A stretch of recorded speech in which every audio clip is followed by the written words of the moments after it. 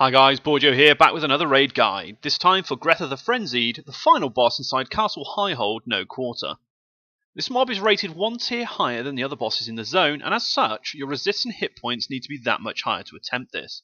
Aim for about 165k resists and 1.1 million hit points. If you feel you can get away with less, then as long as you aren't getting one shot, go for it.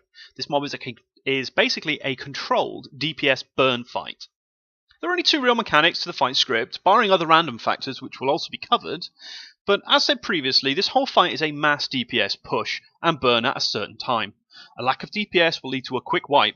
I can't give you a raid-wide DPS goal for this fight, as it's all about burst, and as such, ensure that any DPS classes hold on to their big hits and chains for the burst phase. But when is this burst phase? Let's get to it. Before pull, you need to make sure to identify two joust points, 14 meters apart, that your raid is going to joust between. Failure to joust leads to death.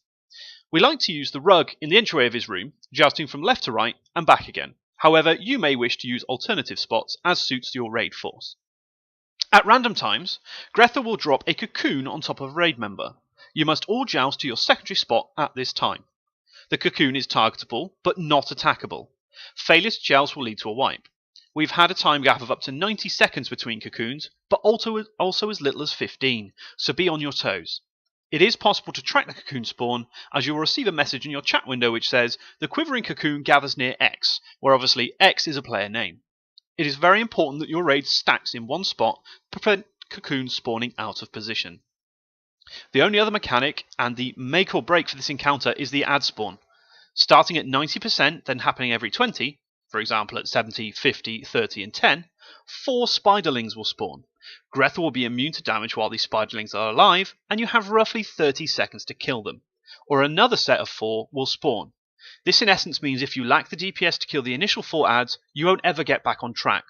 All spike abilities should be timed to be used on the ad spawn. The tricky thing is that you still may have cocoons spawning while they're alive, so you'll need to also joust during this phase. Any run and cast abilities should be saved for this time. Other things to be aware of is the pulsing AE being thrown out by Grethah. This is called constricting webs and will hit every 4 seconds for around 450 to 500,000 damage. Tanks will also get hit with an effect called no quarter. This hits hard and fast, roughly 4 hits for over 1 million damage each in a second. Tanks need to ensure constant defensive coverage for this ability. From my research, there isn't a hard and fast timer, with hits coming as quickly as 30 seconds and as long as 70 seconds. The last thing to be aware of is that if anyone dies, they'll be hit with an anti-res debuff which lasts 30 seconds, so it's best if you try and keep everybody alive as best you can. These are all the strats to each effect, but in practice it's actually fairly controlled. For your first kill, you'll need to evaluate your spike DPS potential on the first set of ads. Ensure that everyone who possibly can is DPSing, and choose your Enchanter's mimic target appropriately. My guild uses me for this fight on my Warlock, due to very high sustained multi-target spike. If this is one of your early kills, then you can reduce DPS time between ad spawns to allow for cooldowns to come around and reset. We use the timer on both Focus Casting, which is a Warlock ability, or Predator's Final Trick, which is an Assassin ability, to time this. To allow for maximal burns on ads, you can stop DPS 2% short of the next spawn and wait for a new cocoon joust. Then bring down the threshold and burn the ads. As usual, here's the normal class breakdown for this fight.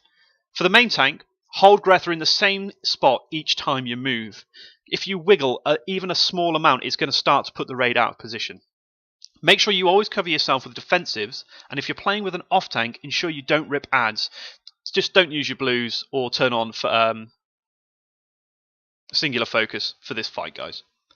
For your off tank, grab and hold the ads in one lump. Positioning is massively important on this one. If one of the ads is slightly too far away, it won't take the right splash AE damage and may not die. You know, you don't want to get to the situation where the first 3 have at 2% and you tab to the next one that's at 50 because it's not been in the right place. Clump the ads and let your DPS do their jobs. For healers, you need to make sure you can heal through the pulsing AE.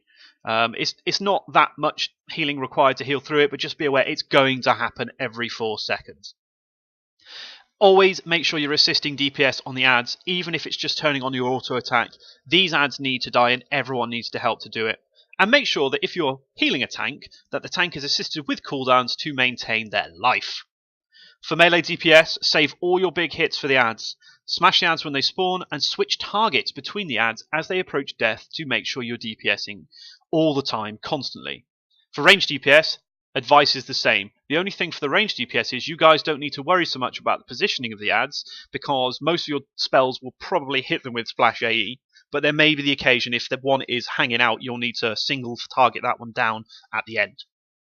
Enchanters, ensure you mimic every add phase and you mimic the correct class to help bring adds down quicker.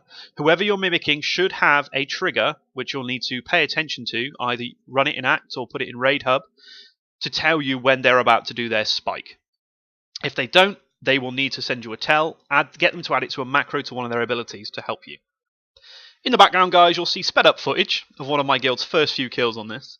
We obviously now do a lot more DPS, and we can do this much, much faster with more leeway on adds. In fact, I don't even think we now wait for spell cooldowns, focus casting, and PFT. In fact, half the time we don't have either myself or the assassin for this, and we can do it.